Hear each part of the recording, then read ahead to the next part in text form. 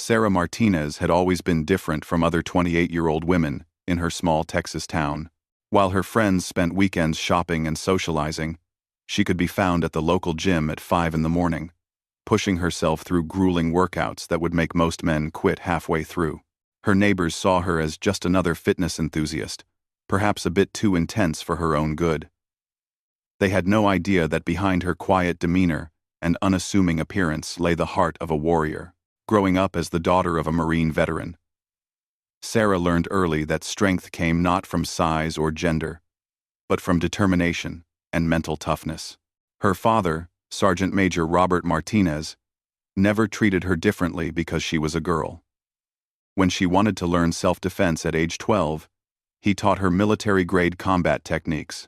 When she expressed interest in firearms, he took her to the shooting range every weekend until she could hit a target dead center from 300 yards.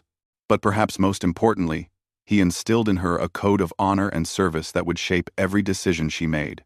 After graduating with a degree in engineering, Sarah took a civilian job at a military contractor facility near San Diego. Her work involved designing and testing equipment for special operations forces, but she was strictly behind-the-scenes personnel. To the Navy SEALs who occasionally visited her facility, she was just another civilian employee, someone who handed them gear and disappeared back into her office.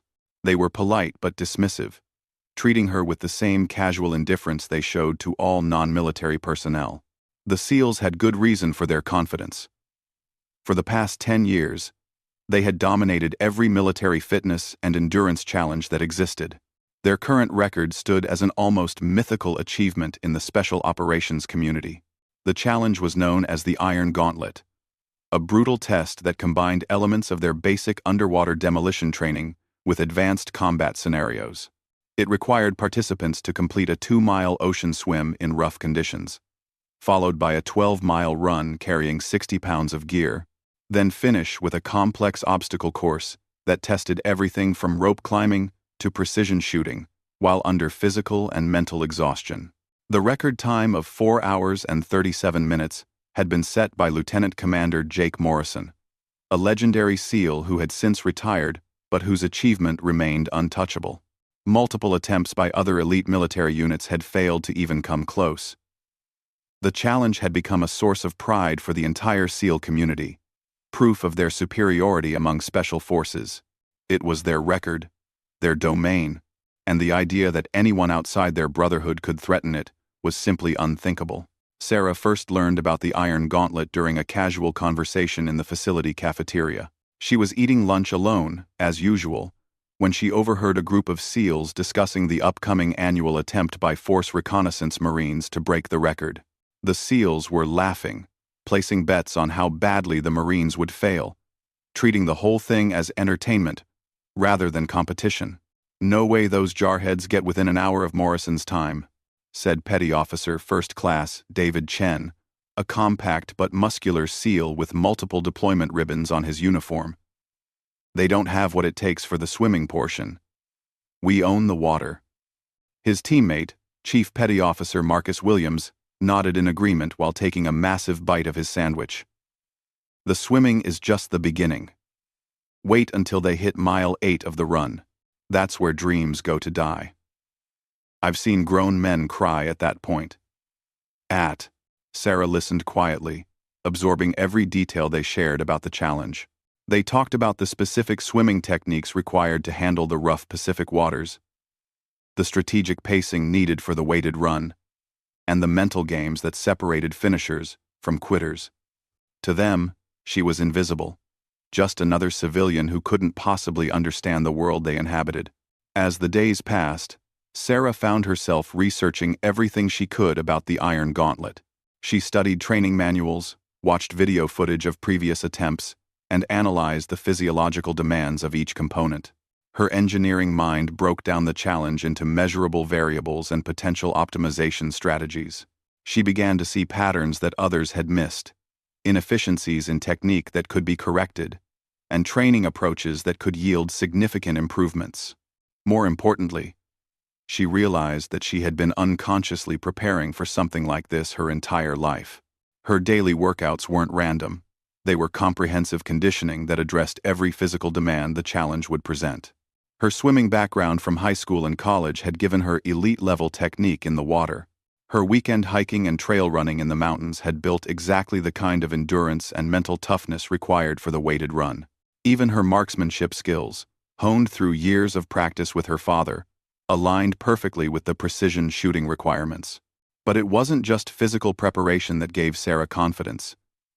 It was the growing frustration she felt every day watching the casual dismissal of civilian capabilities by the military personnel around her. She understood their pride and respected their achievements, but their assumption that excellence was exclusive to their community felt both wrong and insulting. She had dedicated her life to supporting their missions, designing equipment that kept them alive in combat, yet they saw her as fundamentally inferior simply because she wore civilian clothes instead of a uniform. The breaking point came during a facility meeting, where the Iron Gauntlet was mentioned as part of a team-building discussion. The commanding officer suggested that civilian employees might try a modified version of the challenge, perhaps a shorter swim and run, as a way to build morale and understanding between military and civilian staff. The suggestion was met with barely concealed laughter from the SEALs in attendance. "With all due respect, sir," said Lieutenant Commander Sarah's immediate supervisor, "civilians just aren't built for this kind of thing. It's not a criticism. It's just reality. This challenge requires a level of physical and mental conditioning that takes years of military training to develop." Sarah felt her face flush with anger, but she kept her expression neutral. After the meeting, she approached her supervisor privately and made a request that surprised everyone involved.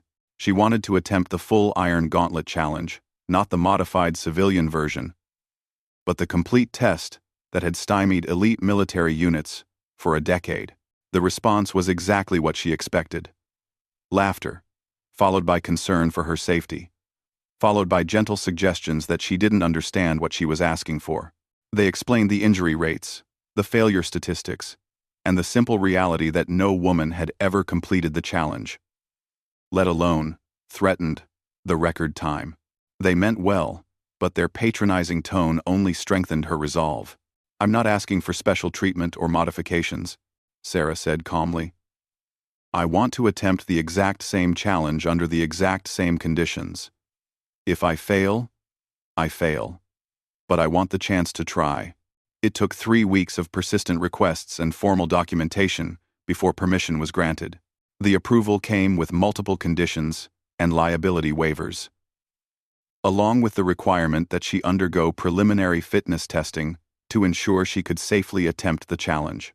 The testing itself became a source of entertainment for the military personnel who gathered to watch what they assumed would be a quick demonstration of civilian limitations. Instead, they witnessed something that challenged their fundamental assumptions about human potential and the nature of elite performance. Sarah's preliminary scores weren't just adequate, they were exceptional by any standard. Her swimming technique was flawless, her endurance numbers were off the charts, and her marksmanship scores were better than most active-duty personnel. The entertainment value of watching a civilian fail was rapidly being replaced by the uncomfortable realization that they might be witnessing something unprecedented. The date was set for 6 weeks later, giving Sarah time to fine-tune her preparation and allowing the military community to process what was about to happen. Word spread quickly through the Special Operations Network, and what had started as a local curiosity became a topic of intense interest among elite military units across the country. Bets were placed, predictions were made, and the challenge that had been routine suddenly carried the weight of institutional pride. For Sarah, the weeks of preparation were both physical and mental. She refined her training regimen based on specific demands of the Iron Gauntlet. But more importantly, she prepared herself for the psychological pressure of performing under intense scrutiny. She knew that her attempt would be seen as more than just one person's individual effort. It would be viewed as a test of civilian capability versus military excellence. The night before the challenge, Sarah sat alone in her apartment, reviewing her strategy one final time. She had studied every aspect of Morrison's record-setting performance, identified potential areas for improvement, and developed a detailed plan for each phase of the challenge. But beyond the technical preparation, she carried something that couldn't be measured or quantified. The burning desire to prove that excellence wasn't limited by uniform or institutional affiliation. That determination and preparation could overcome any preconceived limitation. As she prepared for bed, Sarah's phone buzzed with a text from her father, now living in retirement in Arizona. His message was simple but powerful. Remember what I taught you about being underestimated. It's not a disadvantage, it's a weapon. Make them proud tomorrow, but make yourself prouder. The stage was set for a confrontation between assumption and reality, between institutional confidence and individual determination. In less than 12 hours, Sarah Martinez would either validate the dismissive attitudes she had endured for months, or she would shatter them in a way that would force the elite military community to reconsider everything they thought they knew about human potential and the limits of civilian achievement. Dawn broke gray and cold over the Pacific Ocean as nearly 100 military personnel gathered on the beach at Naval Amphibious Base Coronado. The usual morning calm was replaced by an electric tension that crackled through the assembled crowd. Word had spread far beyond the original facility, drawing observers from multiple military branches who had come to witness what many believed would be an expensive lesson in civilian limitations. Sarah arrived at 5:30 in the morning, 90 minutes before the official start time. She wanted extra time to acclimatize to the conditions and avoid the awkward stares and whispered conversations that had followed her for weeks. The ocean conditions were rougher than ideal, with 4-foot swells and a strong cross-current that would add significant difficulty to the swimming portion. If anything, the challenging conditions played to her advantage. Her research had shown that rough water separated elite swimmers from merely good ones. As she went through her pre-challenge routine, stretching and visualizing each phase of the upcoming test, Sarah became aware of the conversations happening around her. The betting had intensified overnight, with odds heavily favoring not just her failure, but spectacular failure. The most optimistic predictions had her completing the swimming portion before exhaustion forced her to quit. The consensus among the SEALs was that she would last perhaps 90 minutes before reality set in. "I give her credit for trying," said Master Chief Petty Officer Robert Hayes, a veteran SEAL instructor whose opinion carried significant weight among his peers. "Takes guts to put yourself out there like this. But guts don't overcome physics. The swimming alone is going to destroy her shoulders and core. Even if she somehow makes it through that, the weighted run will finish what the ocean started." Lieutenant Commander Morrison himself had made the trip from his home in Virginia to observe the attempt. Now working as a civilian defense contractor, he carried himself with the quiet confidence of someone whose achievements spoke louder than words. His presence added another layer of pressure to an already intense situation. This wasn't just about breaking a record. It was about challenging the legacy of one of the most respected figures in the special operations community. At 6:45, the official pre-challenge briefing began. The rules were explained with military precision, leaving no room for misunderstanding or excuses. The swimming portion required participants to complete a 2-mile course in the Pacific Ocean, marked by buoys and monitored by safety boats. The water temperature was 58 degrees, cold enough to induce hypothermia in unprepared swimmers. From there, participants had exactly 10 minutes to transition to the running portion, which consisted of 12 miles along beach and inland trails, while carrying a 60-pound pack loaded with military equipment. The final phase was the obstacle course, a nightmarish combination of rope climbs, wall scaling, low crawls, and precision marksmanship under extreme fatigue. Participants had to hit targets from multiple distances and positions while their bodies screamed for rest and their vision blurred from exhaustion. Only after completing all phases within the allotted time would an attempt be considered valid for record consideration. Sarah listened to the briefing with the focused attention of an engineer analyzing a complex problem. She had memorized every detail weeks ago, but hearing the official parameters confirmed her strategic approach. She noticed things that others missed. The specific wording about transition times, the exact requirements for target accuracy, and the subtle variations in course conditions that could be leveraged for competitive advantage. At 7:15, the final equipment check began.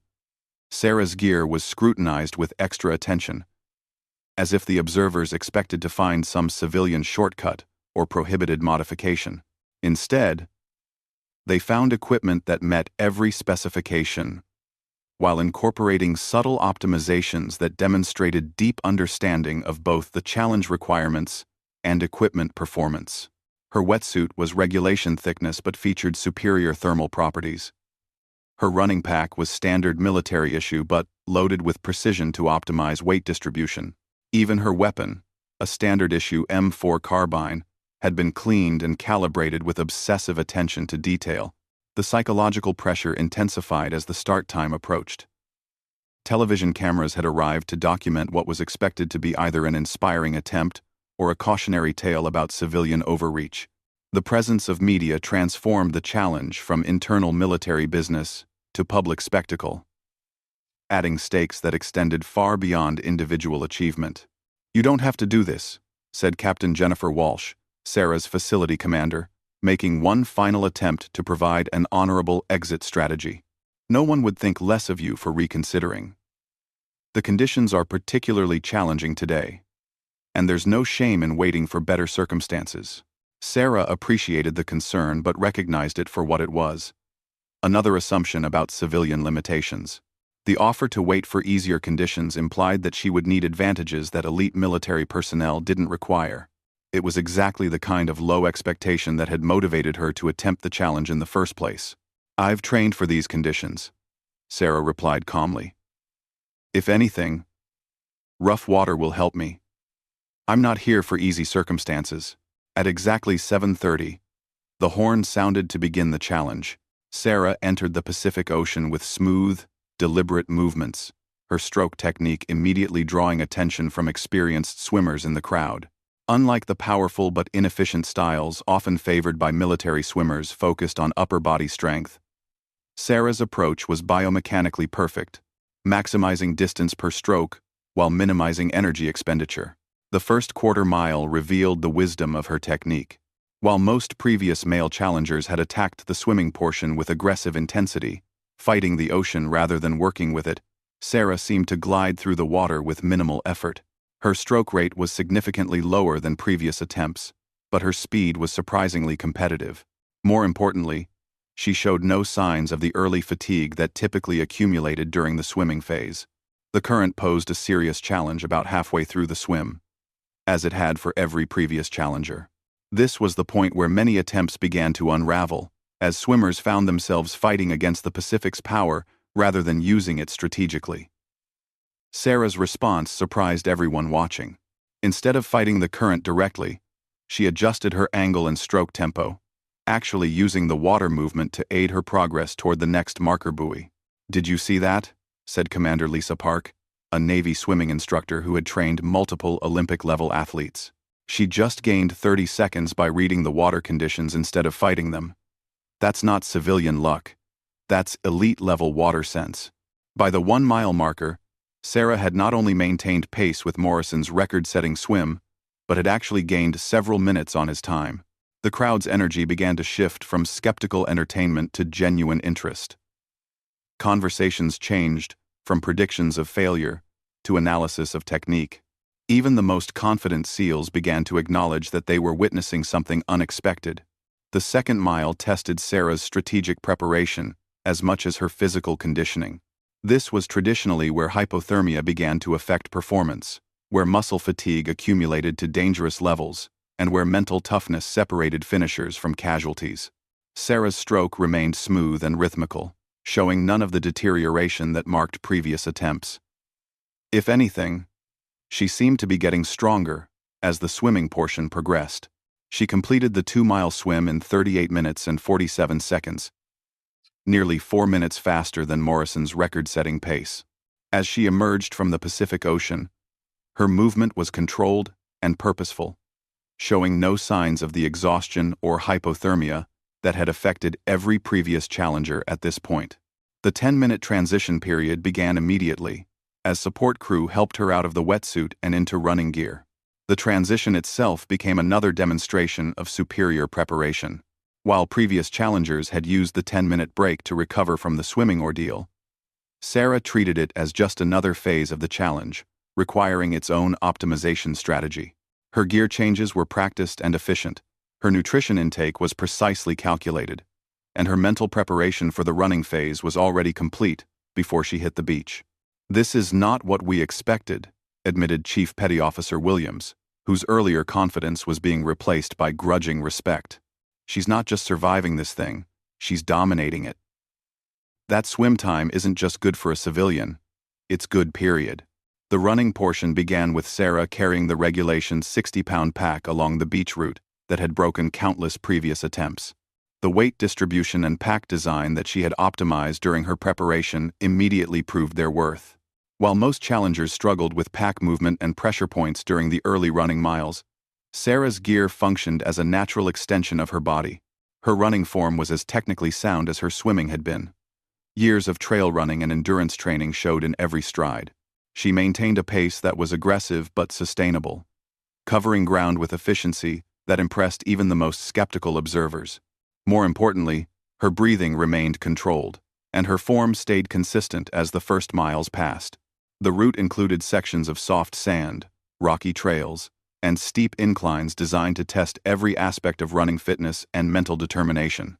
Each terrain change revealed new aspects of Sarah's preparation. Her footwork on rocky sections showed experience with technical trail conditions. Her pace management on inclines demonstrated sophisticated understanding of energy conservation. Her form on soft sand revealed specific training for unstable surfaces. Mile 5 brought the first serious test of the running phase. This was traditionally where pack weight began to affect spinal alignment, where foot pain from beach impact became problematic, and where the accumulated fatigue from the swimming phase started to compound with running demands. Sarah's response was to slightly increase her pace, opening a gap between her current time and Morrison's record that drew audible reactions from the crowd.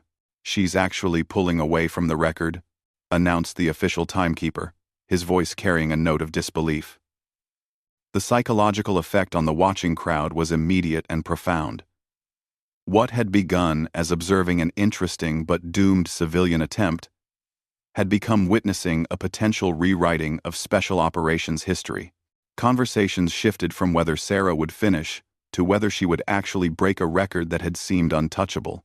Even the most confident SEALs began to acknowledge that their assumptions about civilian capabilities might require serious reconsideration. But the challenge was far from over. The most grueling phases still lay ahead, and history had shown that the Iron Gauntlet's true test came not in the early stages but in the final miles where physical exhaustion met mental breakdown. Sarah had exceeded all expectations so far, but the question remained whether her civilian preparation could withstand the complete fury of a challenge that had been designed specifically to push elite military operators to their absolute limits. Mile 8 arrived with the cruel precision of a mathematical equation.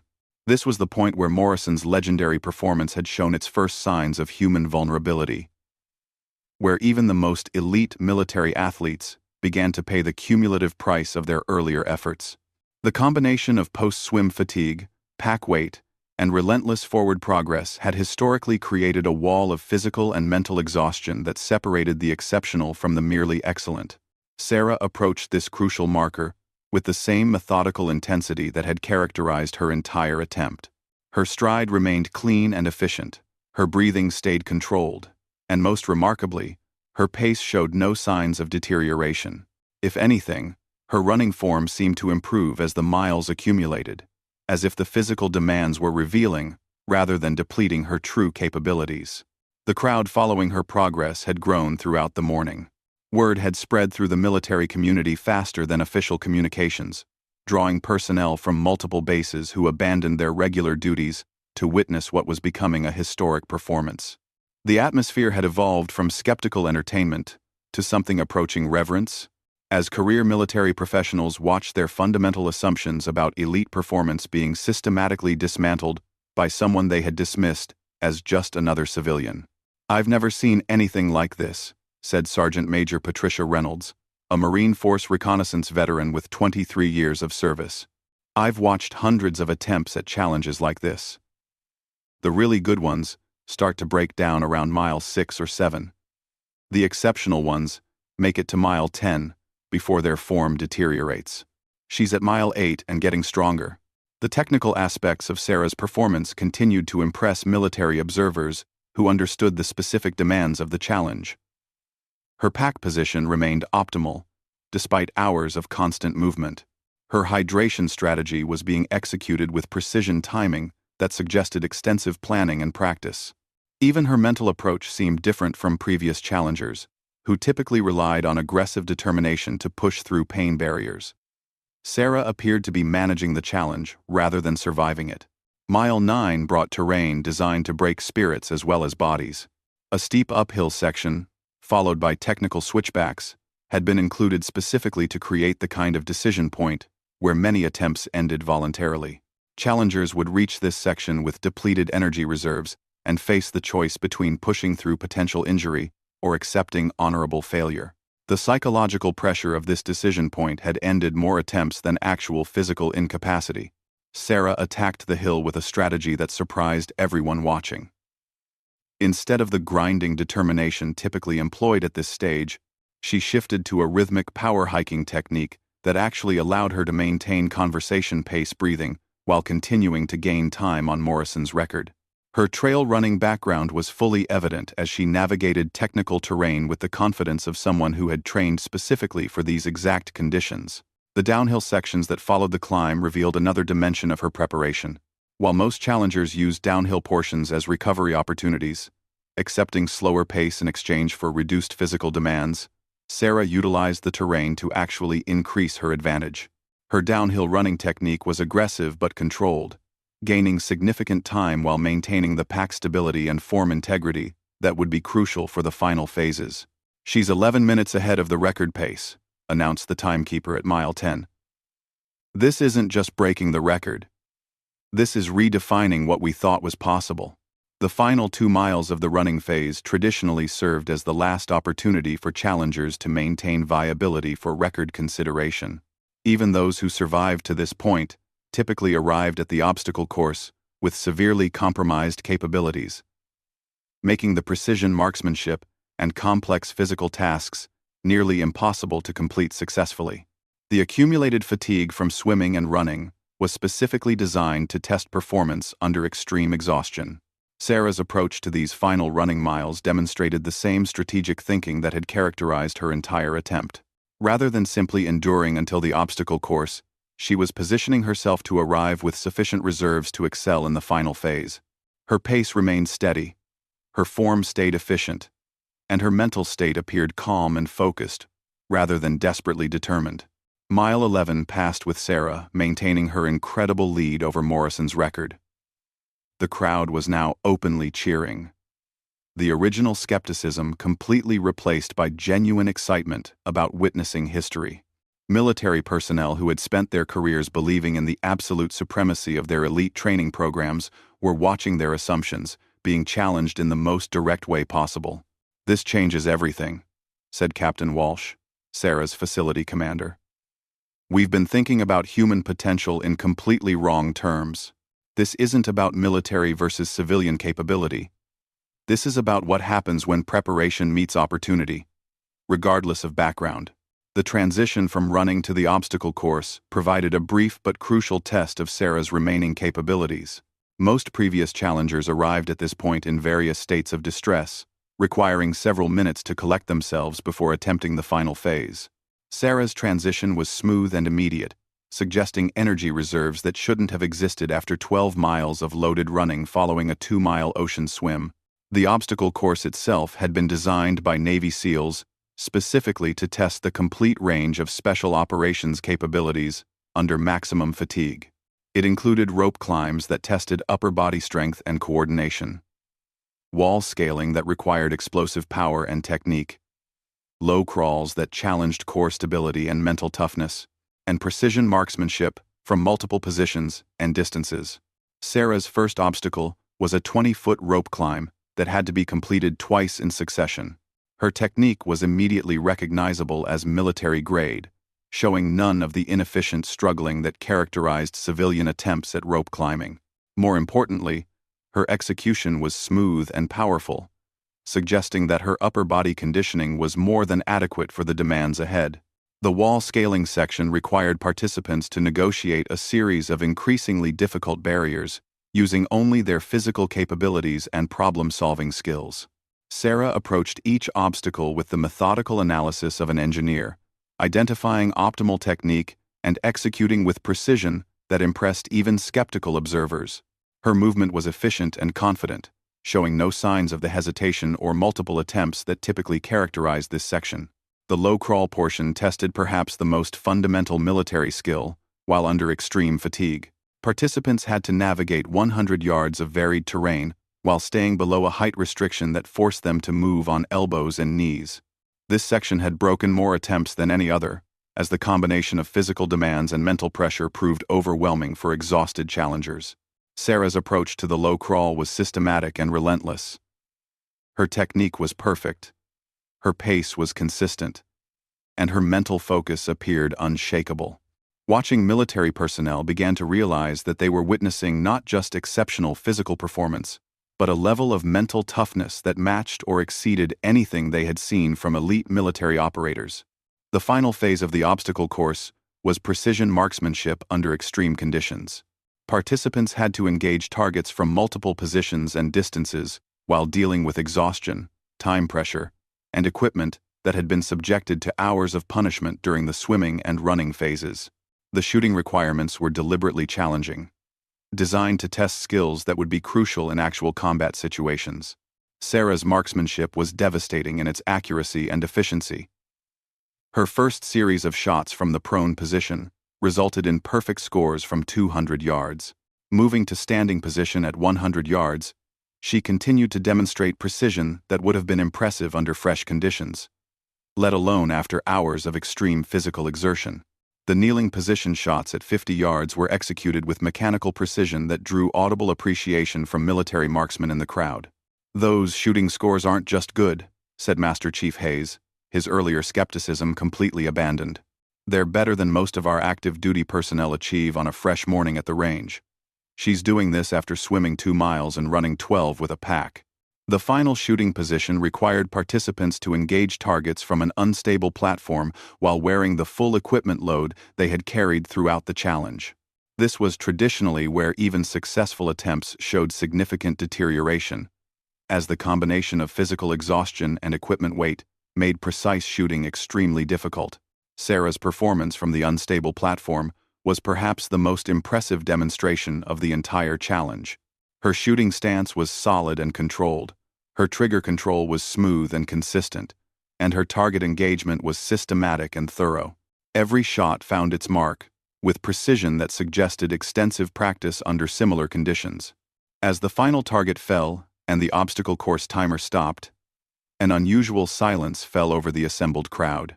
The official timekeeper was frantically double-checking his calculations, unwilling to announce a result that seemed to defy mathematical possibility. After several minutes of verification, he finally spoke with a voice that carried across the entire gathering. "Official time, 4 hours, 14 minutes, and 31 seconds. That's a new Iron Gauntlet record by 23 minutes and 6 seconds. The explosion of noise that followed included cheering, disbelief, and heated discussions about what the performance meant for military training and selection programs. Sarah herself stood quietly in the center of the celebration, finally showing signs of the exhaustion that should have been evident hours earlier. But even in fatigue, her composure remained intact, suggesting depths of mental toughness that had barely been tested. Lieutenant Commander Morrison approached Sarah with the measured step of someone processing a fundamental shift in his understanding of human capability. As the previous record holder, he had more invested in the challenge's outcome than anyone else present. His reaction would carry enormous weight throughout the military community. "I want to be the first to congratulate you," Morrison said, extending his hand with genuine respect. "I've spent 10 years thinking that record was untouchable. You didn't just break it, you shattered it. This performance changes how we need to think about selection, training, and human potential."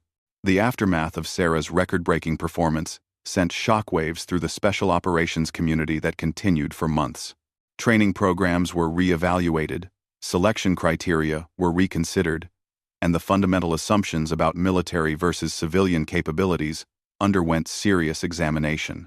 Multiple military branches initiated studies to understand what factors had contributed to such an unprecedented achievement. For Sarah, the immediate challenge was processing the sudden transformation from dismissed civilian to recognized elite performer. Media requests flooded in. Job offers arrived from multiple military contractors, and speaking invitations came from institutions across the country. But perhaps most importantly, she had proven to herself that her years of preparation and dedication had been leading toward this moment of absolute validation. The Iron Gauntlet record that had stood for 10 years as a symbol of Navy SEAL supremacy now belonged to a civilian engineer from Texas who had been underestimated by everyone around her. In breaking that record, Sarah Martinez had done more than achieve individual success. She had forced an entire military community to reconsider their assumptions about excellence, preparation, and the true limits of human potential. Her performance became a landmark example of what could be accomplished when determination met preparation, regardless of institutional affiliation or traditional expectations. The story of Sarah's achievement spread far beyond military circles, inspiring civilians and service members alike to reconsider their own limitations and the assumptions that others made about their capabilities. Her record would eventually be challenged again, but the broader impact of her performance, the demonstration that excellence was not confined to any single institution or background, would influence military training and civilian athletics for years to come.